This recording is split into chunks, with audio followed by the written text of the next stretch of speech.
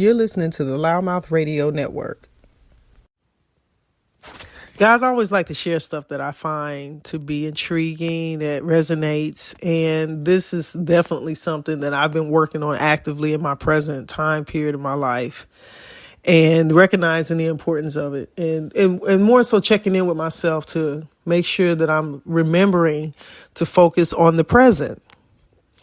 I'm sure that most of you who are listening at this point to the broadcast has had some moments in your life where you've either thought about something in the past, or you've kind of went off into the future realm of things. And sometimes in those spaces, we cause ourselves to have a little bit of stress, anxiety, or doubt, or whatever, concerning different things, because we've all been challenged in different ways, right? The one thing I am learning, though, is that focusing on the present helps to keep a minimal amount of levels of anxiety, keep your stress levels down. I've had to actively work at just that one thing. I can't break it down any further than that, than to say, really and truly focusing on the present. I've been known to sometimes overthink. I think a lot of people who are creative, they process a lot. And not to say that if you're analytical, that you don't overthink. I'm not saying that. For me, I have both waves of both sides of the brain. I do a lot of creative and a lot of analytical analysis when it comes to things. And so it makes it easy to go on a path of overthinking, right? So today I just said, you know what, y'all, let's have a real discussion on something that I think could be a vital component of a day-to-day, a week-to-week, a moment-to-moment conversation. Y'all, it's Sonny's Monday Motivation. Focus on the present. Let's go. No matter the time or the season, we're open and available 24/7. Shouldn't your dealership be too? Carumba.com, the convenient online used vehicle marketplace. Register your independent dealership now.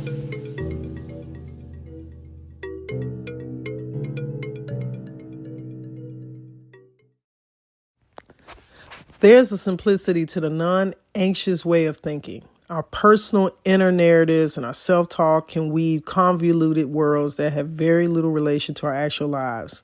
One way we get sidetracked with stressful overthinking is to misunderstand what is absolutely necessary to our happiness and well-being. Focusing on needs rather than wants helps you to get to the core of things and prioritize what's ultimately important. Again, it's always less stressful to focus on what really matters and let go of what doesn't. Guys, I'm sharing that with you out of a book that I've come across that's talking about stop overthinking, right? Relieving stress, stop the negative spirals, decluttering your mind, focusing on the present, which is our conversation today. I actually have had this conversation on many times with different people at different times. I'm sure we have had moments where we had challenges, and it's so easy to get caught up in the circumstances of something that's going on with you. And if you got a friend or a confidant that you talk to and you say, hey, this is going on, they might oblige you, listen to what you're talking about, see what's going on, let you get it all out. And most times we share things with people, sometimes to just be heard, not necessarily to have the feedback or to have commentary about it back and forth, but sometimes we just want to feel like we want to be heard.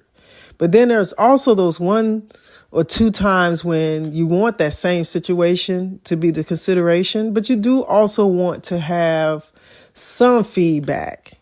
And I can tell you that a lot of times the response of a statement like this, you know what? I understand, Sonny, this is going on or this has happened, but let's see if we focus on the present, what can we do right now to make the situation better? That sometimes is what I have to say to myself. And then there are times when I have people around me that in my close circle that will give me that statement. And it lets me snap that moment of that brain wave of going too far ahead or too far back.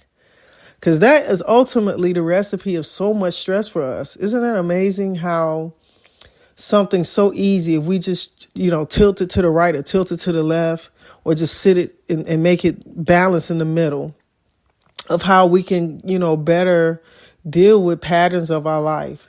And I'm not saying that whatever it is that you're drawing attention to or talking about or experiencing is not real, or that it doesn't have a purpose or it doesn't have a presence. I'm not saying any of that. But isn't it amazing how we can make a decision to either stop thinking about what took place, or we can stop thinking about what could happen and just kind of be in the very moment. And what I've come to realize and recognize, it takes so much pressure off of so many situations. It helps the mind to relax more, and you start to find yourself breathing a little easier and taking deeper breaths. You know, there's a lot of times we're going through things and we don't even recognize we're not even breathing. We're holding our breath, or we're not breathing deep enough, or we're going at 50,000 miles a minute, and we're missing the actual activity of the moment because we're so much caught up in between either the behind us or the forefront. So, guys, I think that one of the amazing things about having these conversations is that it can jar, moments of thought of experiences that you may have had. It may not be your moment right now. Like, you may be listening to this today and it's not necessarily prevalent in the moment of your life at this very second. But I guarantee you make a reflection on something at some point in your life that situation was happening. And if you haven't had that kind of moment in a while, that's a great thing.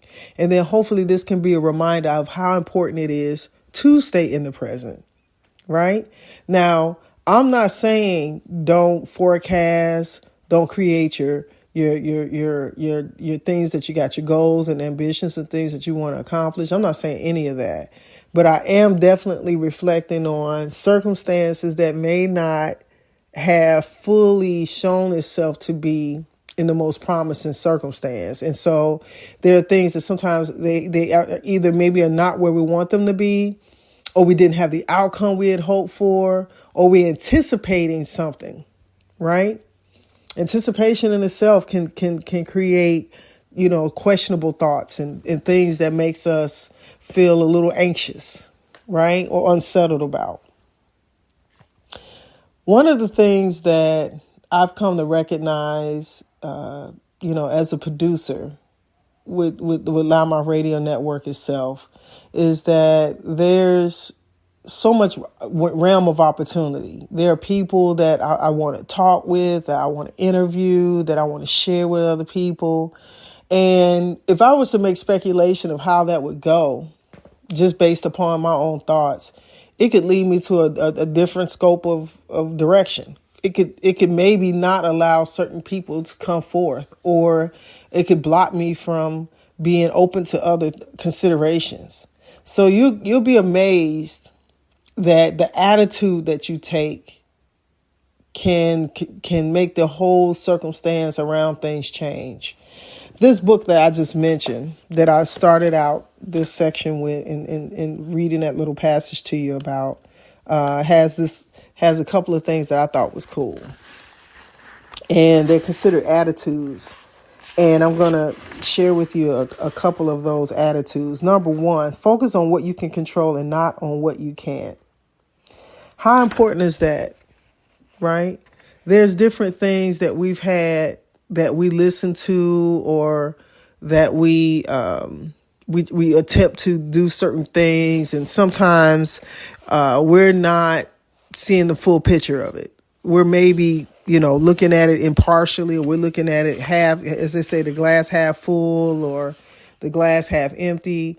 At the end of the day, we're all human. And it's not to say that we all don't have capabilities of doing things far greater than our physical selves, that our, mentally, we have the ability to do way greater than, a lot of us will ever realize. And that's tapping into higher realms of ourselves. But sometimes we're laying in these lower energies, and we get caught in those lower energies by, focusing or concerning ourselves about something that maybe is not truly in our control. So we have to remember to do what we have the ability to do. And what that looks like, only you can make that determination. Only you can make that judgment call. But to be conscious of it, that sometimes there are things that are put in front of us that do challenge us to a point that we can't necessarily achieve it the way we thought.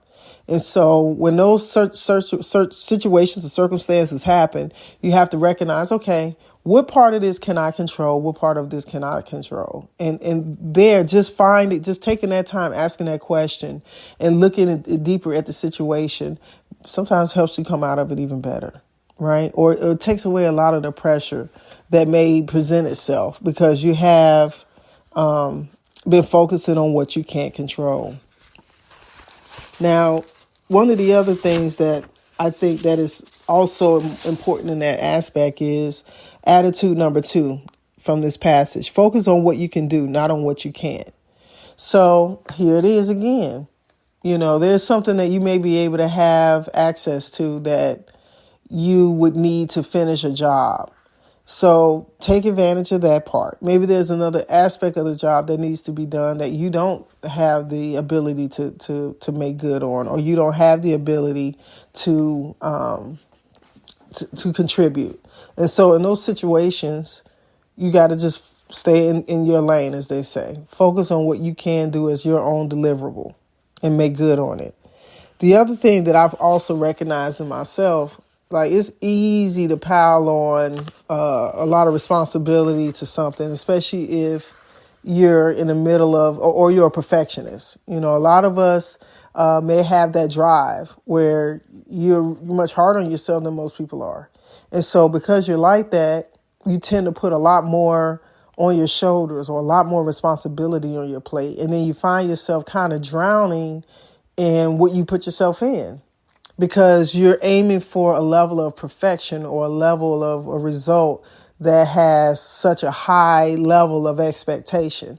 And so when you don't achieve that level of expectation, it could leave you to start feeling depressed about it, or you can feel anxious about it, or you can have some doubts, that can creep in because you're not getting the result that you were initially aiming for. And I'm not saying there's anything wrong with that, but recognizing that sometimes there's certain levels of things that maybe you're not able to get done. And then that's when it's important that you recognize your own strengths. That's another thing that gives you a higher level of growth. And I promise you, it'll rescue you from yourself. If you start taking the time to recognize where your strengths are, some areas you probably have, you'll knock it out the park. And then those other areas where you're like, you do it, or you maybe half do it because it's not your strongest point, or you just don't have a desire to do it. And that's okay too. You got to recognize that there's times when you're going to be challenged with something or be presented with something, and maybe it's not what you want to do, right? And so because it's not what you want to do, you don't really achieve it the way you would normally achieve it, or it does not give the result that you normally would because you're not giving your full self to it. So those times like that, recognize, hey, this is not necessarily my strong point. Let me give it to somebody else who can come strong with it, right? Attitude number 3, focus on what you have, not on what you don't have. Whoa, let's talk about that for a second. How many times have you guys met people that wholeheartedly will gripe, complain, have conversations about, such and such got this, I want it, I don't have it, or they may not verbalize it, but they show it in their actions, which unfortunately comes off to be jealous or envious. And it creates a whole nother situation of energy and attitude. And sometimes the circumference of other people in that type of space ain't cute, because it's not. Because honestly, if you're focusing on what you have and you're grateful for what you have, it shouldn't be a big, I do believe this. Nobody's blind. It is so obvious to know when somebody's achieving something. You might have a friend that's doing some things, right? And they're having some success, or they're experiencing something, or they've been able to invest in themselves and maybe buy a new car, buy a house or something. Let's just go there. House or car, easily. A major purchase, a big purchase is something that's a high level of achievement for pretty much anybody, right? And so if they're garnering in that moment, you can celebrate them without feeling like you are losing somewhere or you're lacking. At that moment, it's really not about you, it's about them, right? So at that moment, though, is there something that you do have that you can look at and have gratitude about it? right? And that will take away a lot of that extra anxiousness that you might be, or enviousness that you don't even recognize that you're accumulating because you're not celebrating in the success of somebody else. But then you're looking more at yourself like, oh man, I don't have this, I don't have that. And that's when you go into that's that lower level energy that we're not trying to stay in, right? One of the other things that, which I started this off with the conversation, is focusing on the present, not on the past or the future. That's another attitude that this particular manuscript has. And, at the end of the day, you really are trying to give notice to what's in front of you. And even if you have a hard time, not necessarily focusing so much on what has happened in the past or what you project may come in the future, literally stop and just kind of look around you. Look in your physical space. Look at your car, your house, the space. Even if you don't have your own car, you don't have your own house, if you're in somebody else's space, look around that. Just that you're able to be in that space is a blessing. Just for you to be able to ride in a car is a blessing. Or if you ride on a bus, or if you ride on a bike, or if you on a skateboard, or whatever it is, find gratitude in that. And I promise you, you will give yourself so much more than you realize, right? You may not be where you want to be, but I promise you, you can have gratitude of where you are. And another attitude, focus on what you need, not what you want. Now, if you're not where you want to be in so many aspects, whether it's, work, life, relationship, spirit, just whatever that is, if you focus on the things necessary, right? Because I'm going to tell you, wants can put you in a trap. You sit around here, man, and be wanting and get caught in that wave about, oh, I want this, I want that. I'm not saying there's anything with desiring something. I'm not saying any of that. But don't get caught in the spirit of wanting to a point that you're just really emulating more lacking, right? So you can want something and then just kind of let it go. Recognize you want it, like it, dig it. I do it all the time. I see so many things that I can say, oh, I like this. How many of us got Amazon accounts, and you got stuff you done saw online and you just maybe wasn't in a position to cart out at that time. But you make you a list. You make you a shopping list, or you make you a little private, a list of desires, and you add to it. And so as you get a little bit ahead or make your way on other aspects, maybe you go through your list and you see something, oh, you know what, I can get this now. So you get that one thing and then you go back at it. How many times have you had people that maybe bought a house? You don't spend money on the closing. You don't have money that had to go into the down payment. You had to do all these different things. You don't bought some furniture. And so maybe you haven't had your housewarming yet, but there's just necessities you need, like maybe a can opener, a microwave, a toaster oven, pots, pans, silverware. Those are your necessities, right? Now, you done bought a new home. You're going into a new space. There's nothing wrong with, maybe you want to upgrade. Maybe you had Black & Decker toaster, Black & Decker coffee maker. Maybe now you want to go up to the Cuisinart, right? It's not necessarily this stupid high end, but it's kind of, they got some, some nice little, not nice little. I like Cuisinart appliances. They seem to just kind of work. So I'm just using them as a prime example. So, you might want to have that nice coffee maker. You might want to go to the Keurig and come out the drip, out the 12-cup drip. You might want to go ahead and step it up to the Keurig now, right? So you make that wish list. And, you put this wish list in position to, get to the point of where you want to be. So right in the present, you're focusing on the present. You may not achieve what it is that you want. You may not have been able to cart out, but you are focused on the present, because right now in this current moment, you're like, you know what? I know I want that Cuisinart toaster. I know I want that Cuisinart coffee grinder. So you add it to your wish list. But then once you add it to the wish list, you come out of it, you don't sit there and focus on it and be concerned about whether or not you're going to get it. Because I promise you, it'll make it harder for you to, if you do be successful in achieving it. But it's going to add more stress to you if you sit there and harp on it. So, You know, if you're like one of those people that's like, man, Sonny, I struggle on not focusing on the past, present, or past or the future. You know, it's hard for me to be present. Just kind of use that idea or concept, if you will, to, whatever it is that may be on your brain that's causing you to feel some kind of way, write it down. And just put it down and say, you know what, this has been egging me, or this is going on. I definitely will encourage you maybe to get a journal, get a notepad, notebook. It don't have to be anything fancy, but go ahead and write it down. Whatever it is that's got you in a space, got you feeling a little bit anxious, or has got you feeling in your feelings about something, or it's kind of just taking, it's got mind control going on for you. So go ahead and take that, write it down, and then, advance it and remove yourself from the back and forth limbo of that feeling. And that in itself would allow you to not be caught in that type of emotional roller coaster. And I promise you, it'll help you to come back more to your present. So guys, I just wanted to share just a couple of little tidbits. This book that I actually have been exposed to is by Nick Trenton. And it's a good read. I'm still reading it. I haven't completed it. But I just wanted to touch on something I know for myself. It's helped me so much more in my present by focusing more on the present. Because like you, we all got different things that challenge us at different times.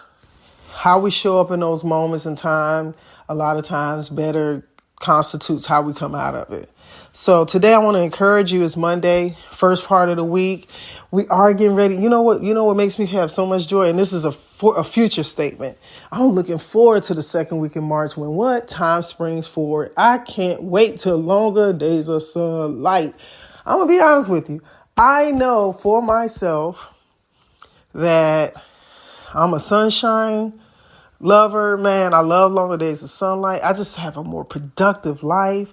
To me, people are a lot more, their energy, their attitudes are higher.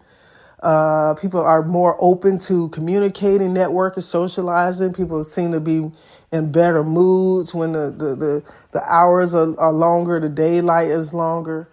There's some who might have an objection to me, and that's okay too. But for me, I prefer it, right?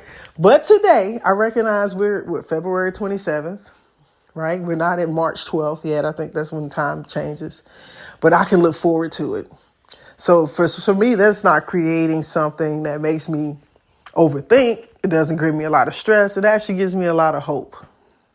So too, I think the other thing that we have to give along with that is our attitude. Our attitude determines so much of how our present plays out to us. Right?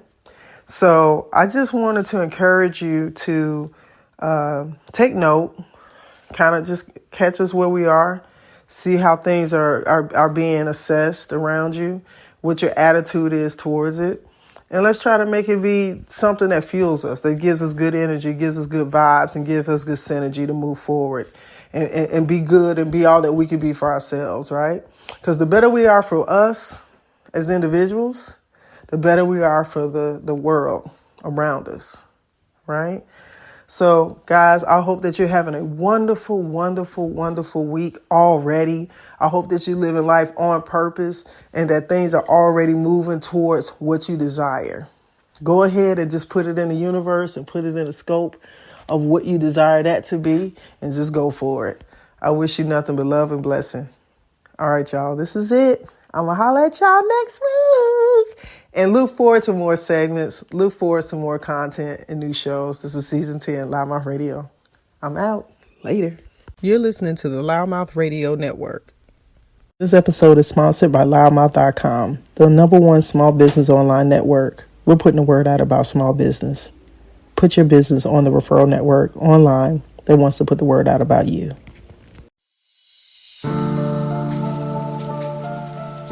30.7 million small businesses in the U.S., creating 1.5 million jobs annually. Small business accounts for 64% of new job creation in the U.S. There's strength in numbers. No matter what we face, know that there's strength in us.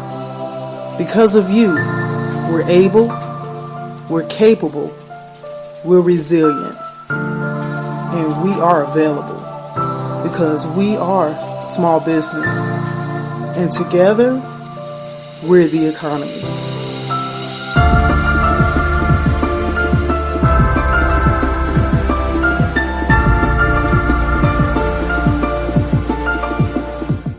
You're listening to the Loudmouth Radio Network.